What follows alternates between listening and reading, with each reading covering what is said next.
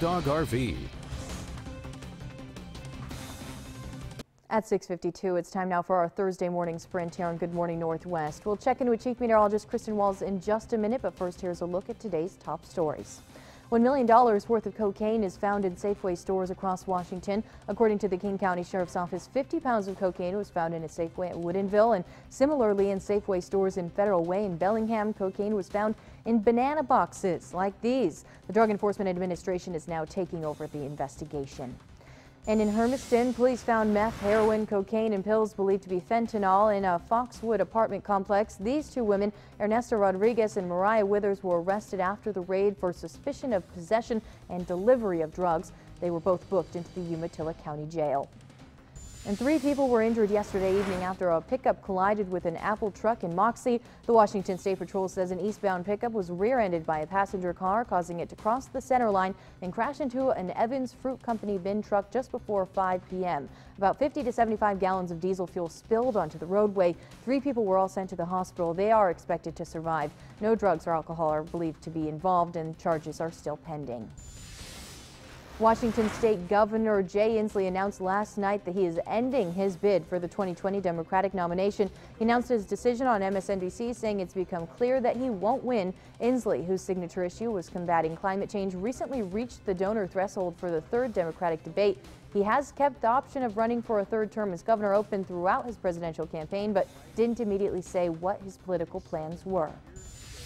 Kennewick School District is now 5 days away from the first day of school, and they still haven't reached a deal with its teachers. The district released several statements in response to some of the union's claims. One of them addressed the issue of Kennewick teachers making less than Richland and Pasco teachers. The district said they care deeply about their teachers and are just as frustrated that the state changed the funding model.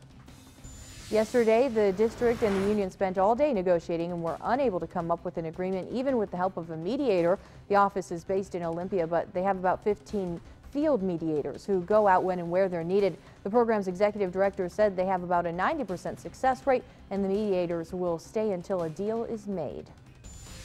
Continuing today through Friday, utility work on Kellogg Street from 12th Avenue to 17th Avenue will cause traffic delays. Drivers heading southbound will have to detour down Irving Street or use Union Street. Northbound traffic will be open, but alternate using each side of the street.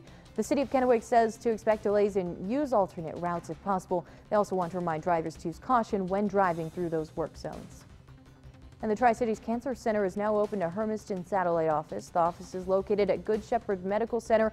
It'll be available for patient consultations, follow-up visits, support services, as well as survivorship appointments. The TriCities Cancer Center's Hermiston office will initially be open every Monday.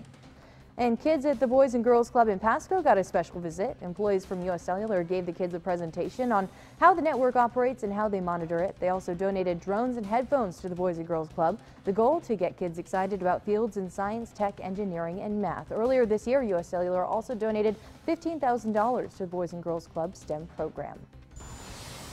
And a local developer is transforming 2 buildings in Richland after recently buying the land they sit on. One office building will get a facelift. The other is being converted to a high-rise apartment. Boost Builds bought the 7 acres of land from the city.